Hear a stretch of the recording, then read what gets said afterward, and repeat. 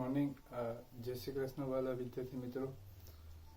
આપણે પારિભાષિક શબ્દો જોઈએ છે, એની અંદર જુદા જુદા પ્રકારના પારિભાષિક શબ્દો વિશેની સમજ આપણે મેળવી ગયા. બરાબર. એમાં આપણે મિલકત શબ્દ પર વાત કરતા હતા. બરાબર. મિલકત ફરી પાછું આખું રિપીટ કરી દઉં છું. મિલકત એટલે પેઢી દ્વારા ખર્ચેલ રકમમાંથી જે ખર્ચનો લાભ એક કરતાં વધારે વર્ષ માટે મળવાનો હોય એ મિલકત થશે. બરાબર છે.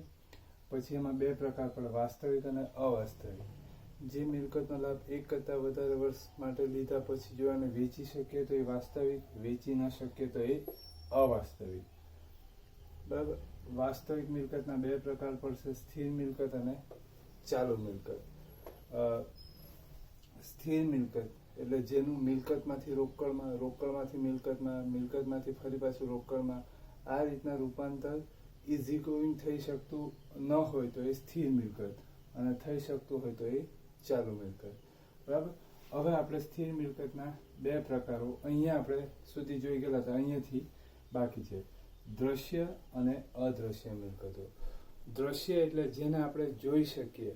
બરાબર. જેને આપણે જોઈ શકીએ એ દ્રશ્ય મિલકતો, અને જેને જોઈ ન શકીએ એ અદ્રશ્ય મિલકતો. આવા પ્રકારની મિલકતો આપણે જોઈ શકતા નથી, છતાં એની કિંમત ઉપજી શકે એટલે વાસ્તવિક મિલકતના મથાળા હેઠળ આવે.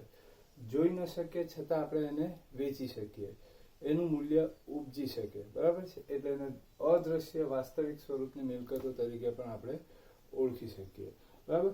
તો કદાચ અહીંયા પેલા વિચાર એ આવશે આપણને કે અદ્રશ્ય મિલકતો જેને જોઈ નથી શકતા તો તેને વેચી કેવી રીતના શકીએ, ને જો આવી રીતના વેચી શકતા હોય તો આવી કયા પ્રકારની મિલકતો જેને આપણે આ રીતે વેચી શકતા હોઈએ. બરાબર છે. તો એમાં આપણે દ્રશ્ય મિલકતોના ઉદાહરણો જોઈએ. દ્રશ્ય અને કાયમી સ્વરૂપની એટલે જમીન, મકાન,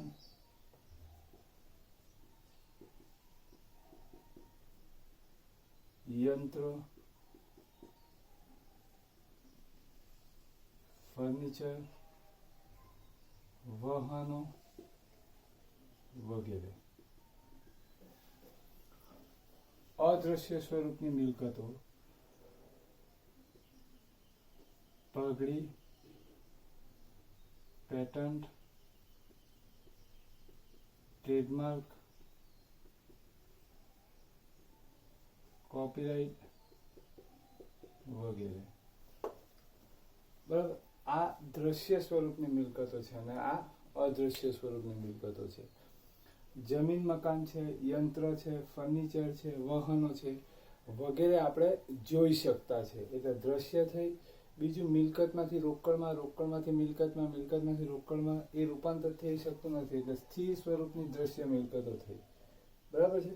આ બધી મિલકતો આપણે વેચી શકીએ એટલે સ્થિર, દ્રશ્ય અને વાસ્તવિક સ્વરૂપની મિલકતો થઈ. બરાબર. આ જે બધી મિલકતો છે એમાંથી એક પણ મિલકત આપણે જોઈ શકતા નથી, અદ્રશ્ય છે. બરાબર. એનું ભૌતિક અસ્તિત્વ નથી, છતાં પણ એની કિંમત ઉપજી શકે. બરાબર. ભૌતિક સ્વરૂપે એટલે આ બધી ભૌતિક સ્વરૂપે કહેવાય. જેને આપણે જોઈ શકતા હોય એ ભૌતિક સ્વરૂપે કહેવાય. આ અભૌતિક સ્વરૂપે છે. બરાબર છે. છતાં પણ એની કિંમત ઉપજે, વેચી શકીએ એટલે અદ્રશ્ય સ્વરૂપની સ્થિર મિલકતો થાય. બરાબર. અને વેચી શકીએ એટલે વાસ્તવિક સ્વરૂપ થાય. બરાબર. તો હવે આ બધી મિલકતો વિશે સમજ મેળવીએ. આ તો હવે ખ્યાલ છે જ આપણને, જમીન, મકાન, યંત્ર, ફર્નિચર, વાહન એ બધું આપણે જોઈ શકીએ છીએ. બરાબર. ને વેચી પણ શકીએ છીએ. અદ્રશ્ય બધી મિલકતોના વારાફરતી અર્થ સમજીએ. પગડી. પગડી એટલે શું? પગડી એટલે નામાની ભાષામાં, અકાઉન્ટની ભાષામાં એને પ્રતિષ્ઠા કહેવાશે. સ્ટેટસ, ધંધાનું સ્ટેટસ એટલે પગડી. મોભો. પગડી મોભો છે. બરાબર ને. જે રીતના આપણું સામાજિક સ્ટેટસ હોય એ રીતનું ધંધાનું પણ સ્ટેટસ હોય, અને એ સ્ટેટસ એટલે પગડી. બરાબર. પગડી એટલે એક અદ્રશ્ય મિલકત છે. બરાબર. આ પગડીનો અર્થ સમજવો ખૂબ ખૂબ જરૂરી છે, કારણ કે અત્યારે TY/BComના વિદ્યાર્થીઓ હોય અને એને ઇન્ટરવ્યુ રૂમમાં બેસાડ્યા હોય ને એવું પૂછવામાં આવે કે પગડી એટલે શું, તો એ ફક્ત એટલો જવાબ આપશે કે પગડી એટલે અદ્રશ્ય મિલકત. પણ એ અદ્રશ્ય મિલકત કેવી રીતના છે, શું છે, એ કશું ખબર જ ન હોય. બરાબર. કારણ કે એને 11મા ધોરણની અંદર બહુ લાઇટલી લીધેલું હોય. કારણ કે શરૂઆતમાં જ કાલે પણ કીધું હતું કે આ બધા જે શબ્દોના અર્થ છે એમાંથી એક પણ માર્કનું અત્યારે પૂછાવાનું નથી. બરાબર? એટલે પેલો વિદ્યાર્થીઓ શું થતું હોય કે અત્યારે પૂછાવાનું નથી એટલે પરીક્ષા ઓરિએન્ટ જ બધું વિચારતા હોય. પરીક્ષા નથી આવવાનું તો ખોટું એમાં મહેનત કરવાની શું જરૂરિયાત છે? બરાબર? પણ એ પાછળથી ખબર પડતી હોય. કોમર્સની આ જ એક ખાસિયત છે કે દરેક વસ્તુ જે શીખીએ છે એ એક્ઝામ ઓરિએન્ટ જ શીખવાનું છે એવું નથી. અને બીજું જેટલું શીખીએ છે એટલું બધું એક્ઝામમાં આવવાનું જ છે એવું પણ નથી. અમુક વસ્તુઓ હોય એ તમને તરત એક્ઝામ આવતી હોય એમાં ઉપયોગી થતું હોય અને અમુક બાબતો હોય એ તમને ભવિષ્યમાં આવનારી એક્ઝામોમાં ઉપયોગમાં આવતું હોય કે ભવિષ્યમાં જે શીખવાનું હોય એના માટેનો તમને આધાર પૂરો પાડતું હોય. તો પગડી એટલે ધંધાની પ્રતિષ્ઠા, મોભો, સ્ટેટસ, બરાબર ને? એને આપણે પગડી કહીએ. બરાબર? પગડી એટલે પેલી માથે પહેરીએ તે નહીં. પગડી એટલે સ્ટેટસ, ધંધાની પ્રતિષ્ઠા. સામાન્ય રીતે આપણે જોઈએ તો બજારની અંદર એક જ પ્રકારના ધંધા કરવાવાળા ઘણા બધા આપણને પેઢીઓ જોવા મળતી હોય.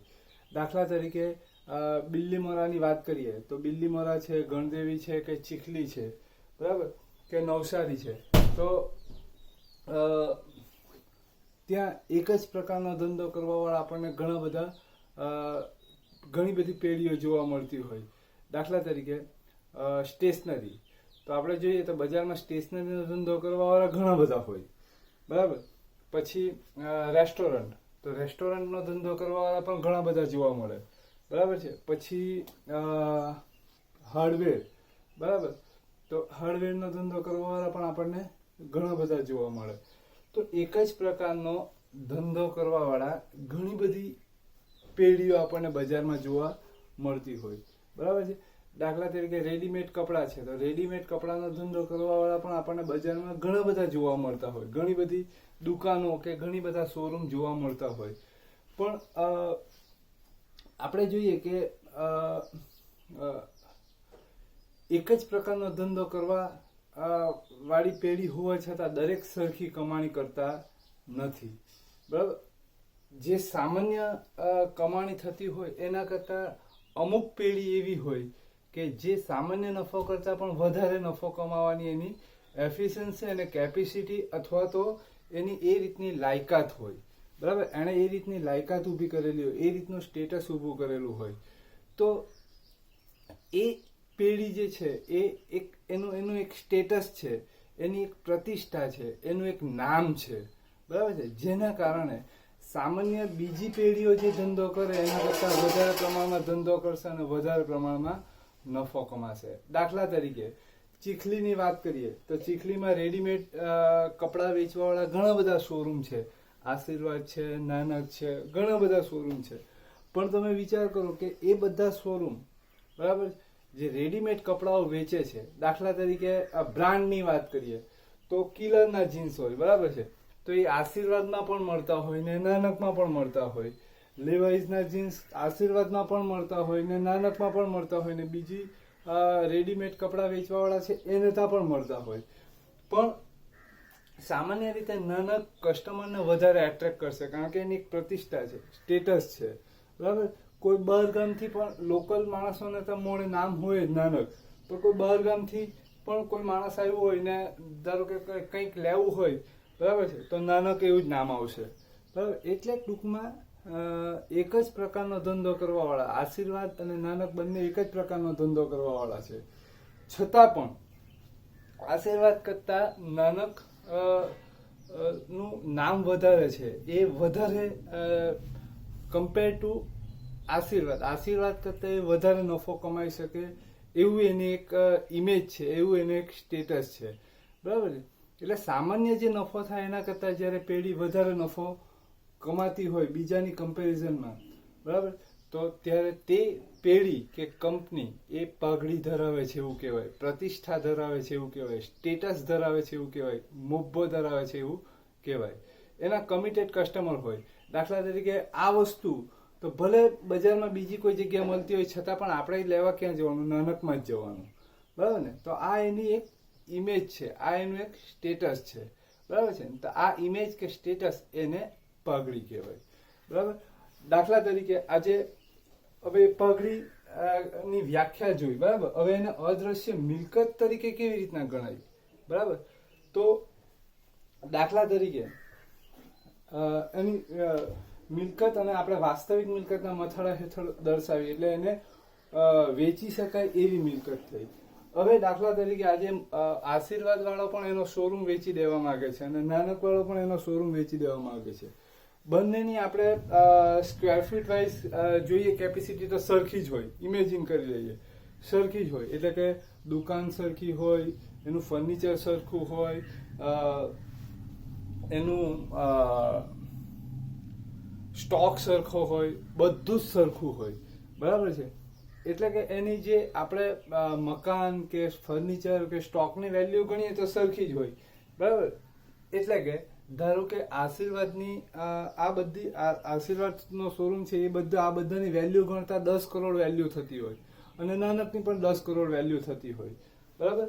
હવે ધારો કે આશીર્વાદ વાળો 10 કરોડનો શોરૂમ છે એ 9 કરોડમાં વેચવા માંગતો હોય અને નાનકનો જે શોરૂમ છે એ 10 કરોડનો છે એ 15 કરોડ માંગતો હોય અથવા તો 11 કરોડ માંગતો હોય. તો તમે વિચાર કરો કે આપણે જો એક ખરીદવો હોય તો આપણે કોને ખરીદીશું?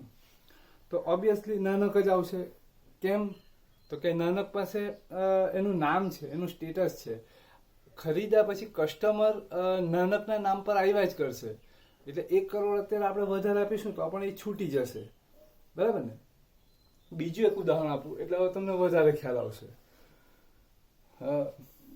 સ્ટેશનરી ની એક આપણે સ્ટેશનરીના ધંધા આપણે કરવો છે, બરાબર. તો એના માટે આપણી પાસે 2 ઓપ્શન અવેલેબલ છે.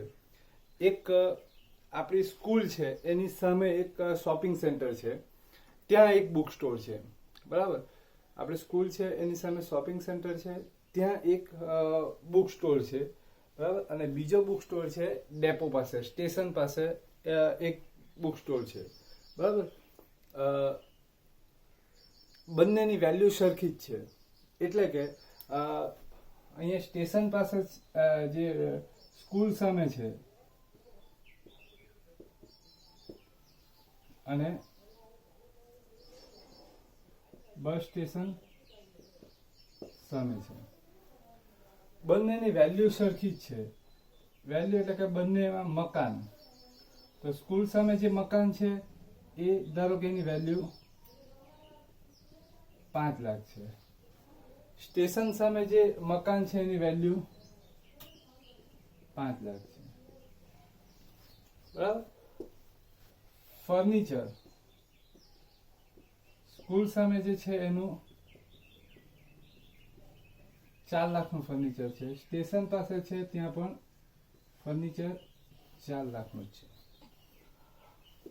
પછી સ્ટોક એટલે એની અંદર માલ. સ્ટેશનરીનો સ્ટોક 1 લાખનો છે અને અહીંયા પણ સ્ટોક 1 લાખનો છે, બરાબર. એટલે બંને જગ્યાએની વેલ્યુ સરખી જ છે, 10 લાખ.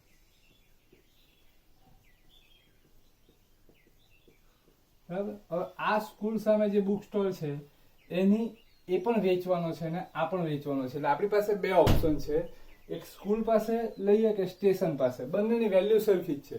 હવે આની એને સેલિંગ પ્રાઇસ મૂકી છે 12 લાખ રૂપિયા અને આ મળે છે આપણને 10 લાખનો છે એ 8 લાખમાં મળે છે, બરાબર. હવે આપણી પાસે 2 ઓપ્શન છે, એક સ્કૂલ પાસે બુક સ્ટોર લેવો કે આપણે સ્ટેશન પાસે. જો આપણે સ્ટેશન પાસેનો બુક સ્ટોર લઈશું તો એ 10 લાખનો બુક સ્ટોર છે આપણને 8 લાખમાં મળશે અને જો આપણે સ્કૂલ પાસે લેશું તો 10 લાખનો છે આપણને 12 લાખમાં મળશે, બરાબર. હવે આપણે ચોઈસ કરવાની છે. તો તમે વિચારો કે આપણે કઈ ચોઈસ કરીશું. બુદ્ધિગમ્ય નિર્ણય લઈએ આપણે તો સ્કૂલ પાસે છે એ લઈશું કે સ્ટેશન પાસે છે એ લઈશું. અહીંયા આપણે 2 લાખ રૂપિયા વધારે આપવા પડશે, જ્યારે અહીંયા 2 લાખ રૂપિયા ઓછા આપવા પડશે, બરાબર છે. તો આપણે કયો લેશું? તો કદાચ મને વિશ્વાસ છે આટલા વિડીયો તમે જોયા હોય ને અકાઉન્ટને થોડું સમજ્યા હોય, બરાબર છે, તો તમે નિર્ણય આ લેશો. ધંધાને જો તમે સમજ્યા હોય તો નિર્ણય તમે આ લેશો. કેમ? તો કે કદાચ કોઈને વિચારે કે ધંધો તો એવું શીખવે કે જેમ ફાયદો થાય એમ વધારે સારું હોય, તો આમાં તો લોસ થાય, ફાયદો તો આમાં થાય, આને કેમ ખરીદીએ? તો ફાયદો એક ટૂંકા ગાળા માટેનો ન જોવાય, લાંબા ગાળાનો પણ ફાયદો જોવાય. હવે તમે સ્ટેશનરી સ્ટોર જે છે એ તમે સ્ટેશન પાસે લેશો, કોઈ પણ સ્ટુડન્ટને કોઈ પણ ટાઈપની સ્ટેશનરીની જરૂરિયાત પડશે, નોટબુક, પેન્સિલ, કોઈ પણ પ્રકારની સ્ટેશનરીની જરૂરિયાત પડશે, બરાબર છે, તો એ સ્કૂલમાંથી ક્યાં લેવા જશે? સ્કૂલની સામે જે છે ત્યાં જશે. એ સ્પેશિયલ સ્ટેશન પાસે જશે નહીં, એ અહીંયાથી જ જશે. બિલ્લીમોરાની અંદર તમે જો સ્ટેશનરીના ઘણા બધા સ્ટોર છે, અમલસાડની અંદર ઘણા બધા સ્ટોર છે, પણ બિલ્લીમોરાની અંદર સ્ટેશનરી લેવાની હોય તો એ ક્યાં જાય? મોટે ભાગે સેન્ટ જોસેફ પાસે પ્રકાશ બુક સ્ટોર છે, પ્રકાશ બુક સ્ટોર જે છે ત્યાં જ જશે, બરાબર છે. હવે તમે વિચાર કરો કે મેથ્સની ચોપડી લેવાની હોય કે એકાઉન્ટની ચોપડી લેવાની હોય તો એ પ્રકાશ બુક સ્ટોરમાં પણ 40 રૂપિયાની જ મળે, અને તમે સ્ટેશન પાસે બુક સ્ટોર છે ત્યાં લેવા જશો તો પણ 40 રૂપિયાની જ મળશે, બરાબર. પણ છતાં તમે ક્યાં લેવા જશો? મોટે ભાગે આપણે ક્યાં લેવા જશું? પ્રકાશ બુક સ્ટોર છે ત્યાં જ જશું, બરાબર, કારણ કે એ સ્કૂલની નજીક છે. બીજું કે એક લોકોના પર એક ઇમેજ પડી ગયેલી કે ભાઈ આ વસ્તુ તો ક્યાં મળે? પ્રકાશ બુક સ્ટોરમાં, બરાબર. અમરસામાં આ વસ્તુ ક્યાં મળે? તો કે અજીત જનતા સ્ટોરમાં. ચીખલીમાં આ વસ્તુ ક્યાં મળે? તો કે અહીંયા, એમ, બરાબર. તો એક એનું બ્રાન્ડ બની ગયેલું છે, એક નામ બની ગયેલું છે, એક એનું સ્ટેટસ બની ગયેલું છે, બરાબર છે. તો ઓબ્વિયસલી એ ક્યાં લેવા માટે જશે? સ્કૂલ સામે છે ત્યાં જ. એટલે કે ધારો કે પ્રકાશ બુક સ્ટોરમાં જ જશે, એ સ્ટેશન પાસે બહુ ઓછું જશે. હવે અહીંયા આપણે સ્ટેશન પાસે બુક સ્ટોર લઈએ તો અહીંયા આપણને અત્યારે 2 લાખ રૂપિયા બચશે, પણ 2 લાખ રૂપિયા બચાવીને શું કરશું? કેટલી ટ્રેન ગઈ, કેટલી બસ ગઈ, એ જ ગણના કરવાનો આખો દિવસ, બરાબર ને. એટલે કે ટૂંકમાં દેશી ભાષામાં કે ત્યાં બેહીને પછી માખી મારવાનું, કેટલા ગયા તે જ ગણના કરવાનું, બરાબર ને, એવું થાય એમ. જ્યારે અહીંયા આપણે બુક સ્ટોર લેશું તો અહીંયા આપણે આખો દિવસ બિઝી રહેવું, કસ્ટમર સાથે બિઝી રહેશું. અહીંયા વેચાણ વધારે છે, નફો વધારે છે, એટલે અહીંયા 10 લાખના 12 લાખ રૂપિયા માંગે છે. પેલો વેચવા વાળો હોય તેને આપણે એમ કહીએ કે ભાઈ જેની પેલો સ્ટેશન પાસે છે એની વેલ્યુ તો હરખી જ છે, એવો 10 લાખનું જ છે, એ 8માં આપતો છે, તું 10ના 12 હું કામ માગે? કેમ વધારે માગે છે 2 લાખ રૂપિયા? તો એ તરત કહેશે કે ભાઈ એ સ્ટેશનરી છે, કસ્ટમરને જોઈશે, સોરી એ સ્ટેશન પાસે છે, કસ્ટમરને જોઈશે તો એ આપણે ત્યાં જ આવશે. 10 કસ્ટમરમાંથી 8 આપણે ત્યાં આવશે, 2 જ કદાચ એનતા જશે. એટલે આ 2 લાખ રૂપિયા વધારે એના છે, નામના છે, પ્રતિષ્ઠાના છે. એટલે આ 2 લાખ રૂપિયા તું મને વધારે આપશે તો એ તો તારા 2 વર્ષની અંદર, 1 વર્ષની અંદર જ કે 1 મહિનાની અંદર જ છૂટી જશે, બરાબર.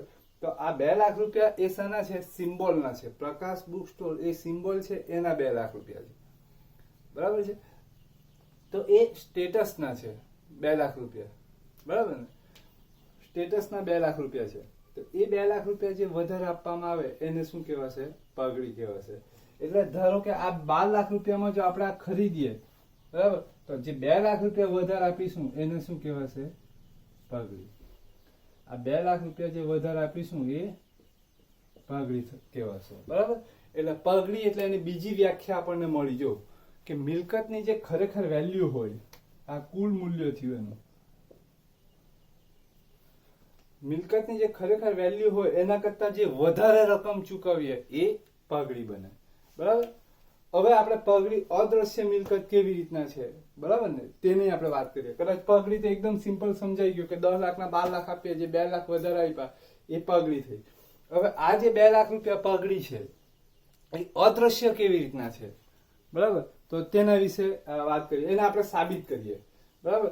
કદાચ તમને હું ગેરંટીની સાથે કહું કે TYBCom ની અંદર 100 વિદ્યાર્થીઓમાંથી કદાચ માંડ 5 વિદ્યાર્થીઓ કદાચ પ્રૂવ કરી શકે કે પગડી અદ્રશ્ય મિલકતો છે, બરાબર. એવું નથી કે આ બહુ હાર્ડ છે.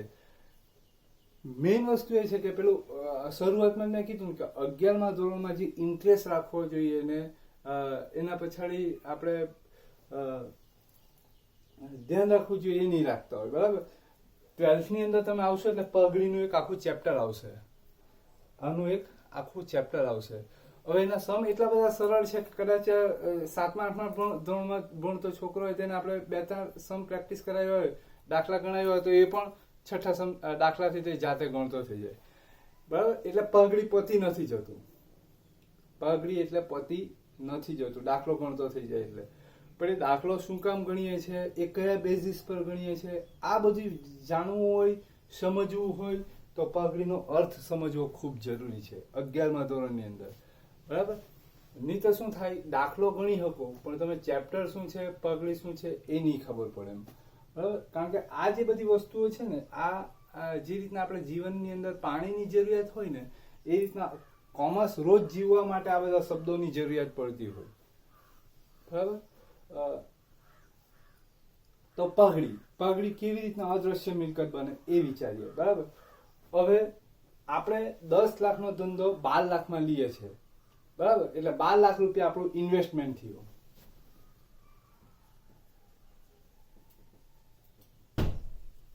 આપણું 12 લાખ રૂપિયાનું થયું.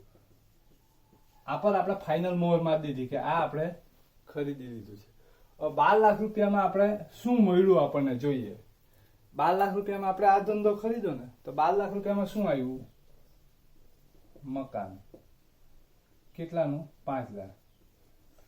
5 લાખનું મકાન આવ્યું. 5 લાખ મકાન આપ્યા. ફર્નિચરના આપણે 4 લાખ રૂપિયા આપીએ.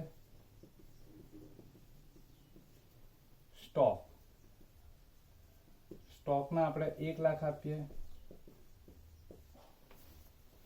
પગડી 2 લાખ રૂપિયા આપીએ. શાના આપીએ?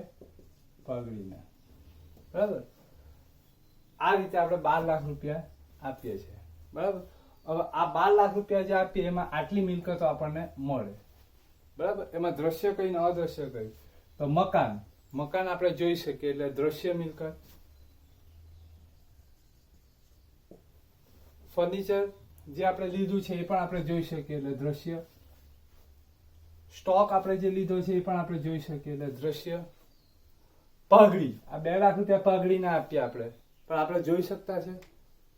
તમે વિચાર કરો, આ ધંધો આપણે 12 લાખ રૂપિયામાં લીધેલો છે, બરાબર. પ્રકાશ બુક સ્ટોર આપણે 12 લાખ રૂપિયામાં આપણે ધંધો લઈ લીધો, તો એને આપણને આટલું આપ્યું, એમાંથી મકાન, ફર્નિચર, સ્ટોક જોઈ શકીએ, પગડી જોઈ શકીએ? પગડી જોઈ શકતા નથી, બરાબર ને. એટલે એ અદ્રશ્ય. જોઈ શકતા નથી છતાં પણ એની કિંમત ઉપજી ગઈ. જો પ્રકાશ બુક સ્ટોર વાળાએ તો 12 લાખ આપ્યા, એટલે પ્રકાશ બુક સ્ટોર વાળા તો 2 લાખ રૂપિયા વધારે લીધા, એટલે એને તો પગડી વેચી ને આપણે પગડી ખરીદી, એટલે લેવેચ થઈ શકે, બરાબર. રોકડમાં રૂપાંતર થયું એટલે અદ્રશ્ય મિલકત થઈ. જોઈ નહીં શક્યા છતાં વેચી શક્યા, બરાબર ને. એટલે તમને ચેલેન્જથી કહ્યું કે કોઈ પણ જગ્યાએ ઇન્ટરવ્યુમાં તમે બેસો કે કોઈ પણ જગ્યાએ તમારે પ્રેઝન્ટેશન આપવાનું હોય ને, તમે આને એકદમ ઇઝીલી પ્રૂવ કરી શકો. આ પ્રૂવ કરી શકો ને તો તમને કોઈ પણ રિજેક્ટ નહીં કરી શકે, 100%ની વાત, બરાબર. આટલું એક એક્ઝામ્પલ આપશો ને એટલે ખ્યાલ આવી જશે કે આ અકાઉન્ટનો પૂરેપૂરો જાણકાર માણસ છે, બરાબર. આ રીતે પગડી અદ્રશ્ય મિલકત બની, બરાબર. હવે પેટર્ન, ટ્રેડમાર્ક, કોપીરાઇટ, બરાબર. હવે પેટર્ન, ટ્રેડમાર્ક, કોપીરાઇટ આ પણ ખૂબ મોટો ટોપિક છે. એકચ્યુઅલી આ આખું મિલકત સમજવું એ એમ જોવા જાય તો અડધો કલાકની વાત, કારણ કે બુકની અંદર આ કોઈ પણ વસ્તુ નથી, એકદમ ખાલી એક સિમ્પલ એની ડેફિનેશન જ આપેલી છે. પણ કોમર્સ ભણવા વાળા માટે આ બધી મિલકતોનો પરિચય એ ખૂબ ખૂબ જરૂરી છે. આપણે પેટર્ન, ટ્રેડમાર્ક, કોપીરાઇટ એના માટે પણ આપણને થોડો વધારે સમય આપણે આપવો પડે. તો આવતીકાલે રવિવાર હોવા છતાં પણ કાલે આપણે પેટર્ન, ટ્રેડમાર્ક અને કોપીરાઇટ એ સમજાવવા માટે, એના ઉદાહરણો માટે એક લેક્ચર વધારે રાખી લેશું. એટલે પછી નેક્સ્ટ વીકથી આપણે નવું ચેપ્ટર સ્ટાર્ટ કરી શકીએ, બરાબર. તો આ પગડી એનો અર્થ તમને ખ્યાલ આવી ગયો હશે એવી આશા રાખીએ, બરાબર. અને ખાસ ઇન્ટરેસ્ટ સાથે 2 વખત સાંભળજો. બીજું કે વિડીયો બને એવું લાગે ને તો સેવ રાખજો. તમે બીકોમ સુધી ભણશો ને ત્યાં સુધી આ પાઘડીનો જે અર્થ તમને સમજાયો છે ને, જ્યારે પણ જરૂરિયાત પડે તમે કાલે ઉઠીને સીએ કરવા જાઓ, સીએસ કરવા જાઓ કે કોઈ પણ જગ્યાએ તમને પાઘડીની જરૂરિયાત પડશે, આ વિડીયો તમે જોશો ને એટલે તમને પૂરેપૂરો ખ્યાલ આવી જ જશે. બરાબર? તો કાલે આપણે પેટર્ન, ટ્રેડમાર્ક અને કોપીરાઇટ વિશે વાત કરીશું. બરાબર? કારણ કે આ તમારે ખૂબ જરૂરી છે, ભણવા માટે પણ જરૂરી છે, કાલે ઉઠીને ધંધો કરવા જાઓ ને તો પણ આ પેટર્ન, ટ્રેડમાર્ક, કોપીરાઇટ એ શું છે એ જાણવું ખૂબ ખૂબ જરૂરી છે. બરાબર? તો કાલે ફરી પાછા આપણે મળીશું. બધાને આભાર. જય શ્રી કૃષ્ણ.